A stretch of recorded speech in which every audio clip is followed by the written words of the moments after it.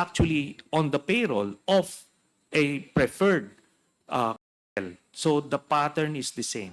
Now, as for other witnesses, some of the lawyers here, members of the committee, kept on saying, what are the other evidence? What are the other evidence? So let us remember that the Duterte syndicate operated like a, and similar to how were destroyed, at least some of them in the US, isang whistleblower ang kanilang naging lead that took them to different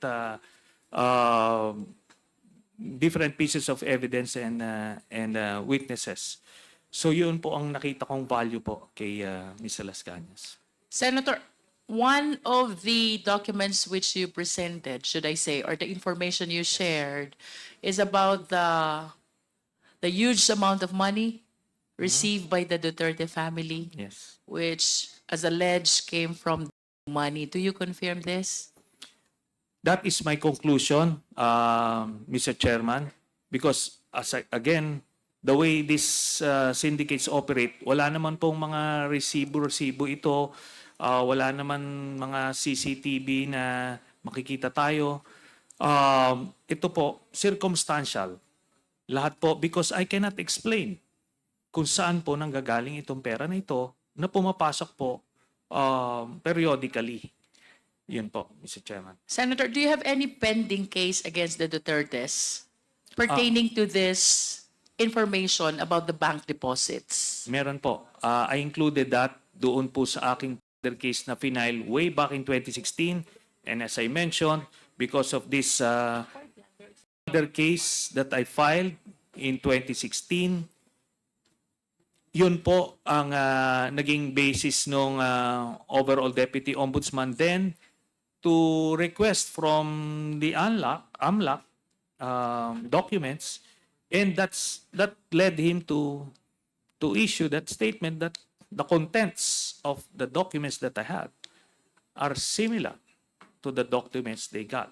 So, sinasabi ko, hindi nanggaling itong dokumento ko sa AMLAC kasi nga po, bawal yon, pero the contents are the same. And that's all that matters to me as an investigator, Mr. Chairman. Senator, please pardon me, but I'm a little bit confused. Yes. Because if you are alleging that the bank deposits are money, Yeah. then why plunder? Is it not that when we file a case of plunder, it should involve government funds? Yes. Yun nga po yung sinasabi ko. Back in 2016, we were stuck in this paradigm na hindi siya involved in drugs. Kaya when the name of Sammy Uy was being flagged, we were assuming all sorts of things. Pero meron pong mga pumapasok doon, and ang information namin, part ng mga ginagamit na pera ni Mr. Duterte sa Davao is yung peace and order funds niya, which run into, at that time, around 730 million pesos per year. So similar to the pattern or what is used by the Vice President now. So meron silang ganong pondo. So that was the early assumption based on the existing paradigm at that time. Pero nung lumabas na si Mr. Sammy Uy ay involved pala sa illegal drugs as mentioned by Mr. Las Cañas, then it shifted. We revisited the bank accounts and concluded that these are money. To clarify, Senator, Yes. you mean to say that when you filed the plunder case back in 2016, Yeah. your theory is that the money is government fund, particularly coming from the Peace and Order Program of Yes. Davao City? No, Davao that was City. 2016. No. Davao City Davao LGU. City. Yes, LGU. And then along the way, here comes Las Cañas. Tama po ba? Yes, Mr. Chairman. Which gave you this conclusion that this is money. Yes, Mr. Chairman. And this case is pending with the Ombudsman.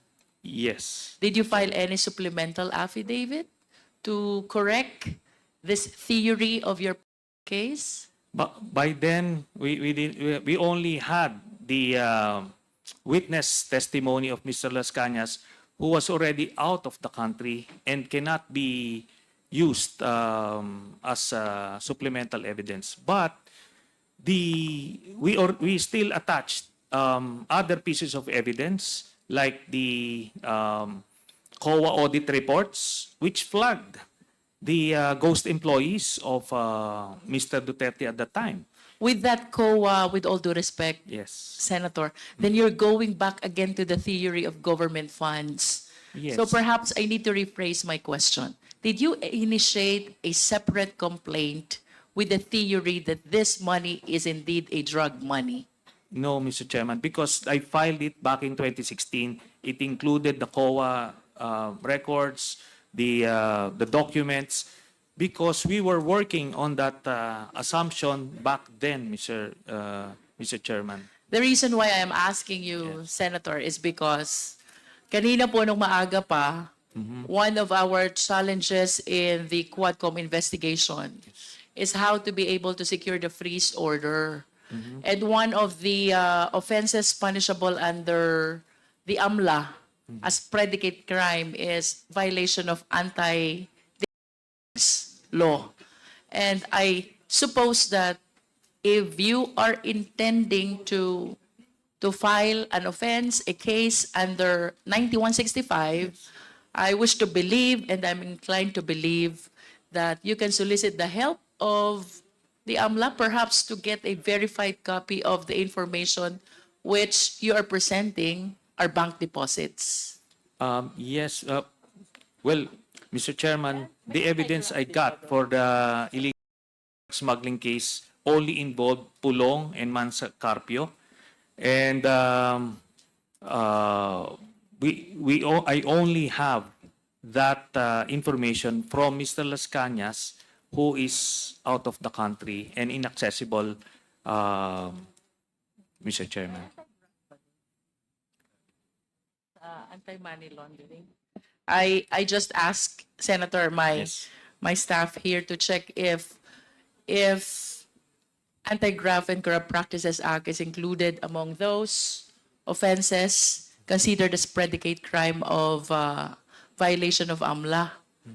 So, having said so, they were able to verify that it is among the enumeration. So, I Yes. believe that this is one possible ground for you to be able to secure a freeze order if you believe that this will help your cause against the Duterte family. Yes, Mr. Chairman. We're looking forward to the appointment of a new ombudsman so that we can pursue the 3 cases that I filed against Duterte,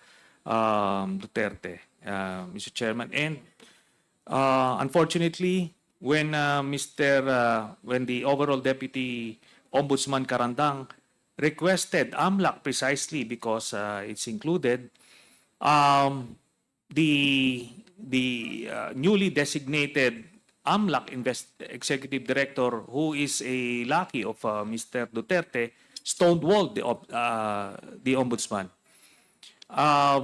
Actually, a more combative ombudsman should have subpoenaed the AMLAC investigation report, but unfortunately they folded, Mr. Chairman.